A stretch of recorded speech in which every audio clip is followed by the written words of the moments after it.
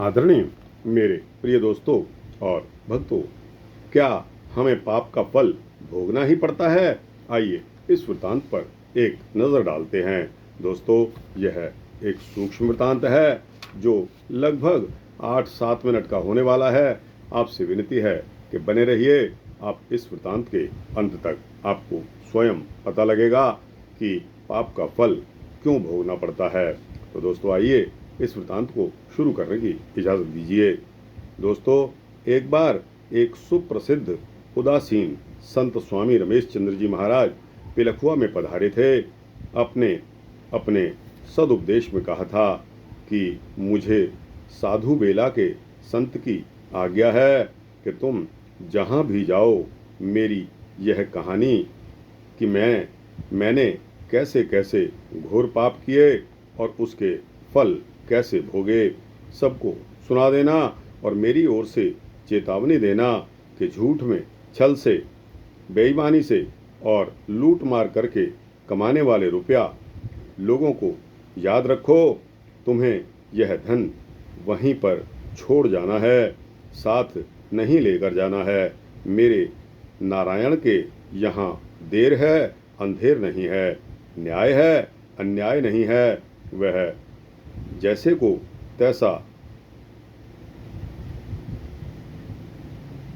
फल अवश्य ही देता है और जिनका लिया है उसकी पाई पाई चुकानी भी पड़ती है। साधु वेला के उस संत ने उनको बताया था कि मैं गृहस्थ आश्रम में था, मेरे पास रुपए पैसे की कमी थी, मेरे कोई संतान नहीं थी, मैं बड़ा चिंतित रहा करता था। भगवान को मुझ पर कृपा हुई कि मुझे एक साथी मिल गया जिसने मुझे कहा कि रुपया तो मैं लगाऊंगा, हम मिलकर हिस्सेदारी में दुकान कर लेते हैं। मैं तैयार हो गया। दोनों ने मिलकर दुकान का कार्य शुरू कर दिया। नारायण की कुछ ऐसी कृपा हुई कि हमने मुंबई में रुई की गांठें खरीद ली। हमने 1 लाख रुपए का फायदा हमें उसमें हुआ। मुंबई से हमारे पास तार आया कि तुम अपने 1 लाख रुपए आकर ले जाओ।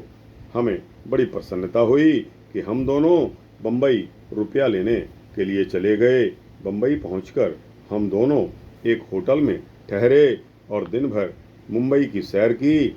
मेरे साथी ने मुझसे कहा, अभी 2-3 दिन और ठहरेंगे, मुंबई आए हैं तो खूब सैर सपाटा कर लें, रोज रोज कहाँ आना होता है।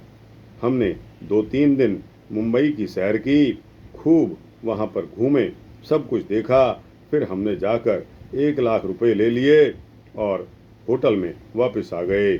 मेरे मन में पाप उदय हो गया। मैंने सोचा कि यदि इस साथी को मार डाला जाए तो सारे रुपए मेरे ही हो जाएंगे। मैंने उसे मार डालने का निश्चय कर लिया और रात में होटल के कमरे से नीचे उतरा और चुपचाप बाजार चला गया। वहाँ से विष मोल ले आया और उसे दूध में घोलकर उसको पिला दिया। बेचारे साथी ने पी लिया। उसे मेरे मन के पाप का क्या पता था। रात में उसकी मृत्यु हो गई। मैं प्रातःकाल जाकर किराए पर कार ले आया तथा मृत साथी को बीमार बताकर कार में लाकर लिटा दिया। कार को मैं सीधा समुद्र के किनारे ले गया, अपने मृत साथी को समुद्र के किनारे लिटा दिया। कार वाले को 100 रुपये देकर चलता कर दिया।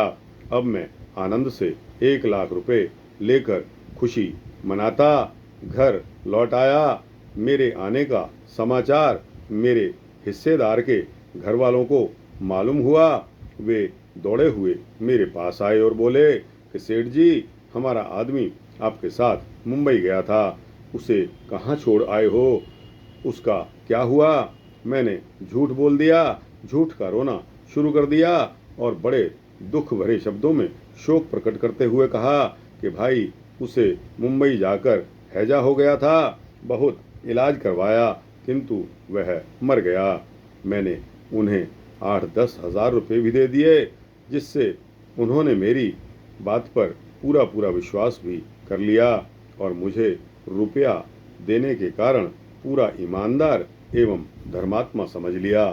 उन्हें मेरी दुष्टता का क्या पता था कि इसी ने हमारे आदमी को मार डाला और 40,000 रुपये भी हड़प लिए।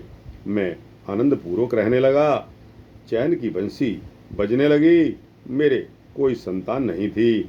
एक वर्ष के पश्चात ही मेरे पुत्र जन्मा। अब मैं तो बहुत प्रसन्न हुआ और मैंने मन ही मन कहा कि मैंने हिस्सेदार को मारकर बहुत अच्छा किया। मेरे पास रुपए भी खूब हो गए हैं और अब मेरे लड़का भी हो गया है। मैं लड़के को लाड़ प्यार से पालता हुआ सुख से दिन बिताने लगूंगा। धीरे धीरे लड़का बड़ा हो गया। उसकी शिक्षा शुरू हो गई। अंत में मैंने उसे इंग्लैंड पढ़ने के लिए भेज दिया। लड़का विवाह के योग्य हो गया, इंग्लैंड पढ़ने गया है। इस बात की चारों ओर धूम मच गई। चारों ओर से बड़े बड़े घरानों के सेठ लोग शादी के लिए रिश्ते भेजने लगे। कोई 20,000 रुपये देने की बात कहता तो कोई 50,000 पहले एडवांस देने के लिए कहता। मुझे पूरा विश्वास हो गया कि 1,00,000 रुपये तो सगाई में ही लग जाएंगे, बाकी के विवाह में अलग रहे। आखिर लड़का विलायत से पढ़कर आया था। एक दिन वह रात में सिनेमा देखने गया। रात में ही उसे बुखार चढ़ आया। मैं बहुत घबराया। मैंने बहुत बड़े डॉक्टर को बुलवाया और उसको दिखाया। डॉक्टर ने कहा, सेठ जी, चिंता की तो कोई बात नहीं है। यह रात में जागा है और ना सोने के कारण इसे बुखार आ गया है। कोई बात नहीं, उतर जाएगा। उसने दवा दे दी और चला गया। सुबह देखा तो 104 डिग्री बुखार था। अब तो मैं बहुत घबराया। थोड़ी देर के बाद देखा तो बुखार 106 डिग्री निकला। मेरे होश उड़ गए। मैंने शहर के बड़े बड़े प्रसिद्ध डॉक्टरों को बुलवा लिया और लड़के को दिखाया। सब ने लड़के को देखा। मैंने उन्हें 500 रुपये दिए। सब ने अच्छी प्रकार से देखने के पश्चात कहा कि सेठ जी, यह लड़का बचेगा नहीं, इसे क्षय हो गया है। मैं घबराया और रोकर डॉक्टरों से कहने लगा, चाहे जितना रुपया खर्च हो जाए इसकी चिंता नहीं है, परंतु मेरा लड़का बच जाए। डॉक्टरों ने सलाह करके बताया कि इसे स्विट्जरलैंड ले जाओ, वहाँ इसका इलाज कराओ तो शायद यह बच सकता है और इसका कोई भी उपाय नहीं है। मैं उसे स्विट्जरलैंड ले गया और वहाँ 1 वर्ष तक रहकर लड़के के इलाज में रुपया लुटाता रहा। अंत में 1 वर्ष के पश्चात वहाँ के डॉक्टरों ने भी जब जवाब दे दिया और कहा कि तुम्हारा यह लड़का कुछ ही दिन और जिएगा, बचेगा नहीं। मैं माथा पीटता रोता धोता लड़के को अपने देश में, अपने शहर में ले आया। घर वालों को, रिश्तेदारों को, मिलने वालों को मालूम हुआ तो सभी उसे देखने आने लगे।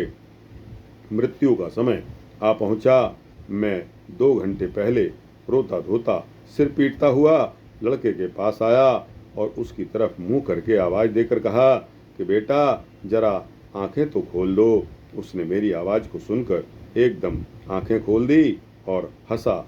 लड़के को मृत्यु के मुंह में जाते हंसते देखकर मेरे आश्चर्य का ठिकाना नहीं रहा। मैंने रोते हुए उससे हंसने का कारण पूछ लिया कि बेटा, तुम हंस क्यों रहे हो? लड़के ने कहा, पिताजी, आपने मुझे पहचाना कि मैं कौन हूँ?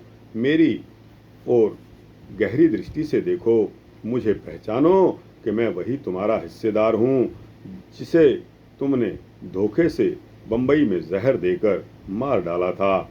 मैं अब तुम्हारा पुत्र बनकर आया हूँ। मैंने अपना सारा रुपया पाई पाई वसूल कर लिया है। जो ले लिया है, अब मेरे तुम पर 500 रुपये शेष बचे हैं, उन्हें मेरे क्रियाकर्म में लगा देना। जय राम जी की। अब मैं तुमसे विदा लेता हूँ और जाता हूँ। इतना कहते ही लड़के ने अपने प्राणों को त्याग दिया।